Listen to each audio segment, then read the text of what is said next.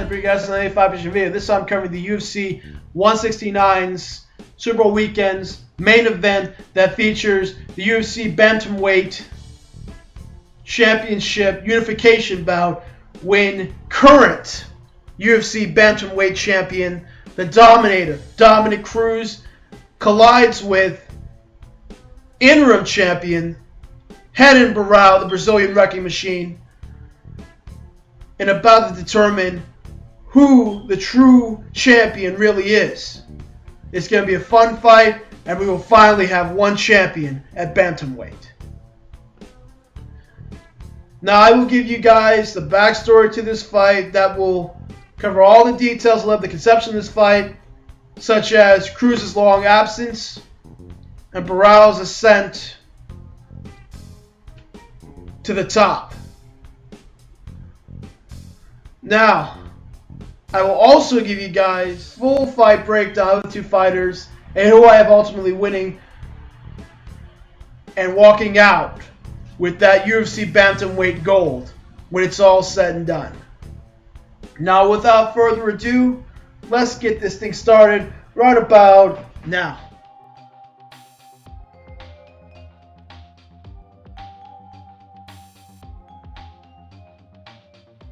Now, Renan Barao and Dominick Cruz. Now, from 2008 to 2011, the sky was the limit for the Dominator, since he defeated the likes of Ian McCall, Brian Bowles to claim his very first world title in the Bantamweight division by TKO and doctor stoppage. And then from there, he proceeded to defend the belt twice in that organization by defeating rival Joseph Benavidez for the second time, unanimous decision, his first defense, and then his second and last defense, he decisioned Scotty Jurgensen to become the very first UFC Bantamweight champion. Because at the time, the UFC was moving all the lighter weight guys that they didn't move over previously to the big show. So guys like Cruz and Aldo were promoted champion. Of course, Dominic had to earn the belt, obviously, when he fought Jurgensen, because his WEC title was on the line and the recognition of being UFC champion, I mean to say, was on the line as well. But nevertheless, he would face the man who gave him his very first loss at UFC 132 in Uriah Faber in his very first UFC title defense. Back and forth Bantamweight war where each man had their moments in the fight, but Dominic was able to be the ultimate victor by winning the fight by unanimous decision in a very tough bout for him. I mean, you know, he was able to frustrate Faber with his footwork and stuff. I mean, he was changing levels the way he normally does. I mean, very unpredictably like, because when you think Cruz is going to throw a punch at you, he'll throw a kick at you. And when you think he's going to throw a punch, he'll go over there and give you a high kick or a takedown. You're not going to, I mean, the guy is unpredictable, and that was what makes him a great champion and a fun fighter to watch. Now, subsequent to that, he would face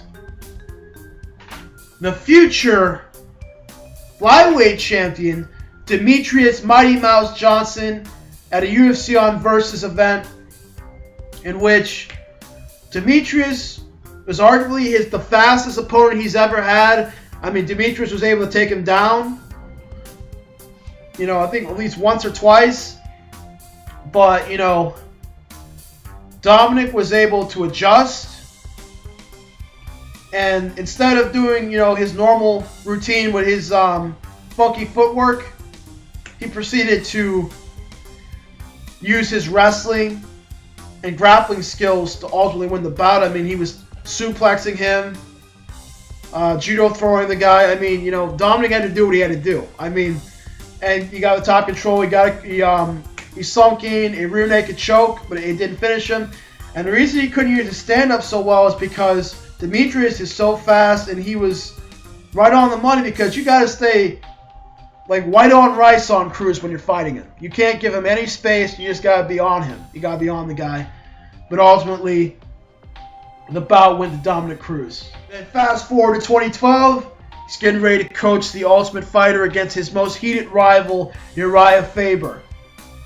I mean, and when that season concluded, they were going to meet on pay-per-view on the Silva vs. Sonnen 2 card, and Dominick was getting ready to cut him a slice of that pay-per-view, baby. Ooh, it was looking good for him, but tragedy struck for Cruz because he got injured, and he was out of the bout with Faber, and all that money he possibly could have made went bye-bye, just like that. And who would replace him against Uriah Faber for the interim Bantamweight Championship, you ask? Renan Barao, a Brazilian wrecking machine. The guy was like 29 straight wins with only 1 loss on his record and 1 no contest. I mean, the guy is a finisher. I mean, you know, he had like 13 submissions and like 6 KOs at the time. And then, you know, he fought Uriah, not at UFC 148, but at UFC 149. His bout got moved over. And a bout where he basically took it to a decision and never really gave Faber any chance to get off any significant offense. He wasn't able to, like, you know, rock Barao like he did Cruz in their second fight. Barao was doing the same thing Aldo was doing. You know, inside leg kick to the front of the leg and the back of the leg to slow Faber down, while also throwing in his trademark spinning back kick. And just, you know, constant pressure, combinations with his punches. Faber couldn't get him down. He couldn't close the distance. It was all Barao. And then from there, you know, it was thought Cruz would come back in 2012 to fight Barao, but that wasn't to be. And Barao moved on, faced Michael McDonald. You know, a real hard hitter and a fierce opponent. He almost knocked out Barao, but Barao was able to recover and ultimately defeat Mr. McDonald in the 4th round by arm triangle choke. And then, most recently, he knocked out Eddie Wineland. And now he will face Dominick Cruz at UFC 169 in what's arguably going to be the most explosive, exciting bout in bantamweight history. Now, the fact be told, there's still some question marks coming in this fight. Will Cruz actually make it to the fight, and can he make a triumphant return despite the long layoff and unify the titles against Barao? Or will Barao decimate Cruz and become the true champion? Now let me rephrase that. The undisputed champion of the UFC, and usher in a new era at bantamweight. Now the answer to that question will be answered coming up next.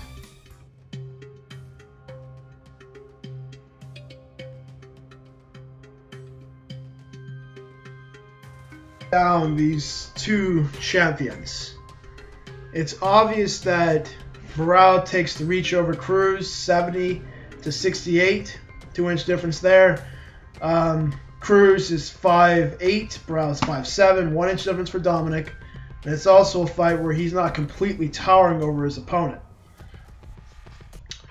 When it comes down to who can last longer, well, both these guys can go 5 rounds, so it's all good there, but cardio-wise. Now, striking is a whole different game. Both these guys are very dynamic strikers, and both bring something different to the table.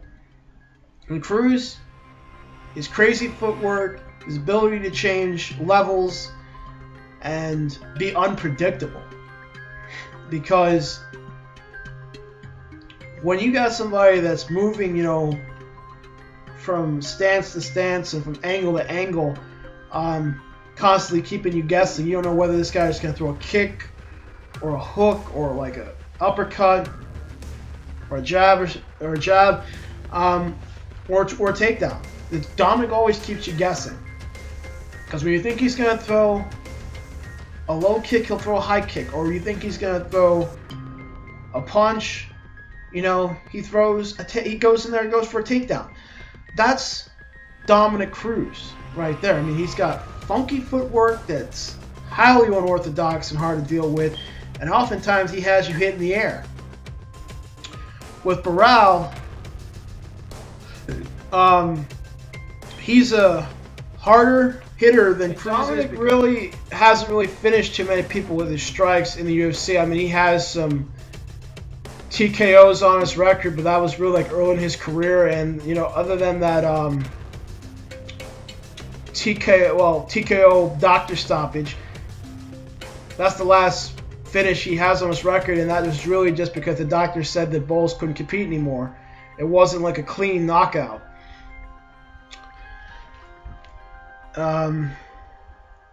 He's more or less, he's a finesse fighter. He uses that to score points for the most part and do damage. Barao, on the other hand, is a nasty striker, and he can knock you out.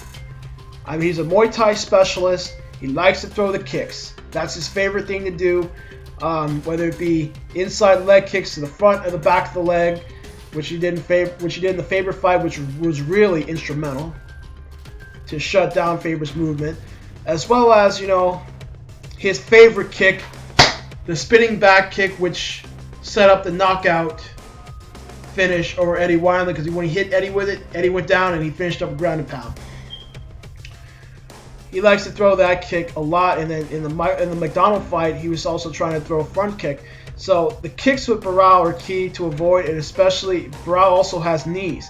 He rocked Pickett with that knee, and Pickett went down. He started landing the strikes, and then, you know, and of course transitioned to the rear naked choke to finish him. But regardless, I mean, you know, Barao is a nasty striker all around. I mean, everything he throws at you, he's throwing with bad intentions. He wants to hurt you and put you away and slow down your movement. And he's also got some pretty good hands as well, like I was saying, and he's got a good left hook and some crosses as well. It's down to the ground game, though. Renan Barao is a black belt in Brazilian Jiu-Jitsu. Dominick Cruz is a blue belt in Brazilian Jiu-Jitsu. And when it comes down to application, Barao is light years ahead of him. Because once Barao gets a hold of your neck for a rear naked choke, or a arm triangle choke, or an arm bar, he's not letting go until you tap. Dominick only has one submission to his credit on his resume in the mixed martial arts, and that was a long time ago. And yes, he did try to submit Mighty Mouse, but he was unable to do so. Mighty Mouse was able to get out of that. He doesn't quite have that fight-ending submission power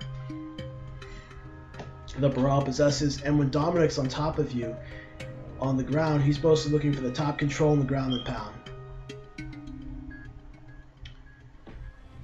to win the rounds and stuff. I mean, you know, if there's a submission there and he can get a hold of it, he'll take it. But for the most part, Dominick, you know, he's looking for the ground and pound, and he doesn't quite have that submission, you know, application that Barao has. But he's good in other areas. I mean, especially when it comes to the wrestling aspect of the ground. Now, overall, I think Cruz has a better overall wrestling technique because He's trying to take you down multiple different ways. He's not just going for a straight double leg like Barao does. He's going to try to basically suplex you or try to throw you like judo style, like he did with Demetrius. And the fact is, though, he's also pretty hard to take down himself. I mean, if you do manage to get Cruz down twice, that's all you're going to get. Because he's going to stop at least 70 to 80% of your takedowns. And then take you down. That's how he does business. But whether he's going to be able to do it Barao, that's the question mark. But I got to give the wrestling to him just because of the technique. I mean, will he be able to use against Barao? That's the question. Because, he's going to have to use some trips and some real trickery to get that guy to the ground. Now, game plan-wise, Cruz is going to do what he does. But, probably with more finesse and focus this time around. Because he's got to strike Barao from a distance. He's got to check Barao's leg kicks. Obviously, he's got to throw in his own, but he's got to be careful not to get into a brawl or leg kick fest with Barao, because getting into a leg kick fest with a Novo Union guy is a bad idea. It's actually Uriah Faber. And for the most part, constant pressure and unpredictability, and just change levels, keep him guessing always, and frustrate. Make him do something stupid, throw in the feints, make him react, and counter strike him. And if it's there, take him down. Get the top control his posture, don't let him sweep you, and then snap in as a fight-ending submission and finish you. And as long as Cruz is, fighting, from a safe distance and able to use the octagon to his advantage, keep Barao guessing and frustrated, he should win this fight by unanimous decision. But Barao, his strategy obviously is going to be to cut the ring off Cruz, take away his footwork, so more or less he's going to take his legs out. So inside leg kick to the front and the back of the leg, kicks to the body, knees to the body, and knees to his chin, followed by combinations as well. And of course, he's most likely going to throw his favorite kick, his spinning back kick, get this guy to the ground once, and from there, try to basically ground and pound him. If you can't completely ground pound there, just slap in a submission and choke him out. And this is a 5-round fight. He has to pace himself. I mean, if he can't finish Cruz, he just got to punish him for 5 rounds and get a decision.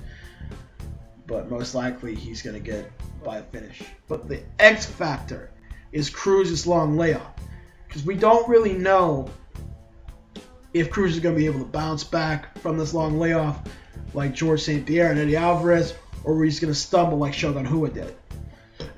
Especially against a guy as dangerous as Barao. I mean, the numbers don't lie, guys. The guy's 31 straight wins, 14 submissions, 7 KOs. He's got devastating power and fighting submissions. And I normally do not bet against Dominick Cruz or pick against Dominick Cruz, but in this situation, because of the long layoff, I gotta go for Barao. So that's my official prediction. Renan Barao wins this fight by either TKO, submission, or a complete beatdown decision. And he'll go on to defend this belt against the next contender, which will likely be the winner of Uriah Faber and Michael McDonald on UFC on Fox. So whoever wins that fight will face Barao next. And Cruz will have to build himself back up to being, another top contender in the UFC Bantamweight division, and I think he will. And I think he'll be champion again. And, we'll probably see Barao and Cruz too, and may the best man win in that fight. But anyways, this ends today's fight prediction. I'll see you guys for the next one.